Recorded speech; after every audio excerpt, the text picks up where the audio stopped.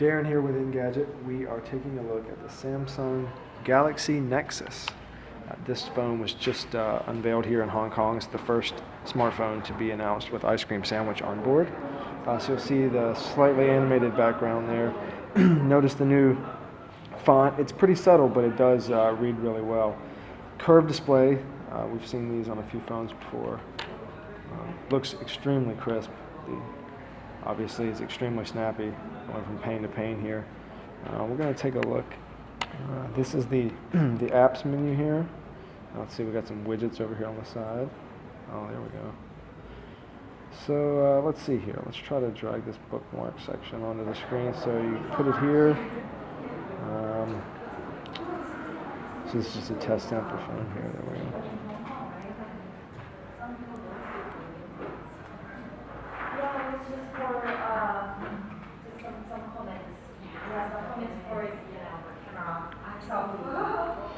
So get contacts would be good too. Yeah, let's see. No messaging loaded up here.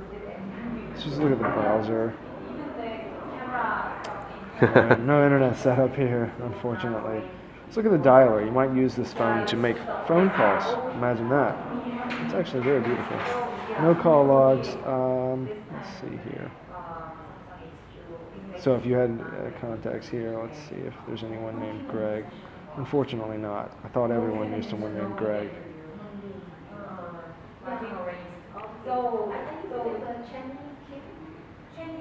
Okay, so there's another look at some. So let's see if we can pull this out. Yeah, so they demoed this today where you can take a look at all that you've got running in the background here, and if you want to take one of these out, you just long tap on it. Well, okay, so you can remove them from the list, or you could just swipe it away. It goes away.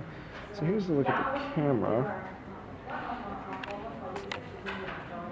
So there's the new panorama mode that they showed off here. It's pretty easy to get to. It's just up here with the camera icon and the video mode.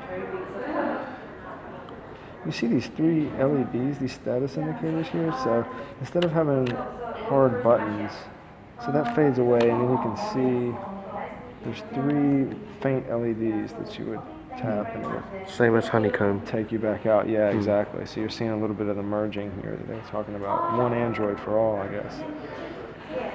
So yeah, here's a look at the folders. Nothing too outrageous. It's a folder. You can put apps in it.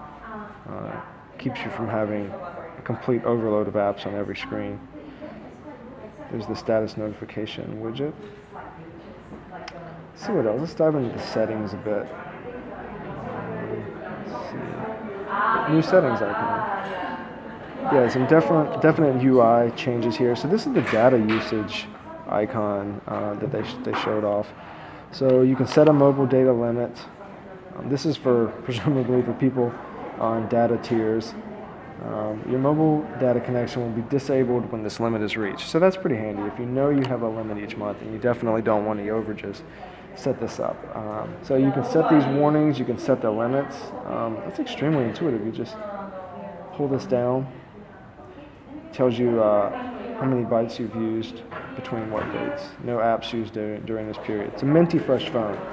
Hasn't been abusing data so far yet. So there's a quick shortcut to turn data roaming on, restrict background data, and to show the Wi-Fi usage. That's extremely handy. That's unfortunately, too many people are going to be using this with the data tiers. So if you're on a grandfathered plan, be happy. Let's look at the about phone. Yeah, let's go dig in here. Okay. 4.0.1. Yeah, there we go, 4.0.1. And there is a NFC chip in here as well for mobile payments. ICS. Very nice. Developer options. So you can turn on USB debugging. All the good stuff to get. Oh, in fact, let's try. So with some Samsung devices like the Galaxy S2, you could just hit the power button and the home button down here, and it would take a screen capture. But there's obviously no physical home button on this. So if we hit the power button over here and the volume down, I believe. Let's see if this is enabled.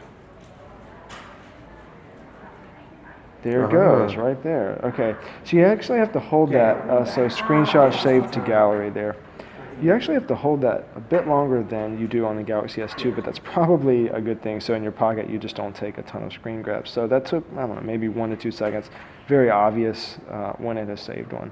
So that's convenient. It's convenient for people like us, but if you want to take a picture of something and email someone just a screenshot, that's a very convenient way to do it. The power button is located here on the edge. Nothing on the top, actually, because it's tapered down there, so I guess they couldn't fit much on the top. Looking on this side, that's the volume rocker. Really understated design. In fact, I think this battery compartment, yeah, it's supposed to be a bit flusher. There we go. So there's the micro USB port, and the headphone jack here is on the bottom of the device. That's it for buttons. On the back, so look at the camera. That's actually a nice soft touch. It looks a lot like the rigid back on the S2, but it's actually a lot softer to the touch.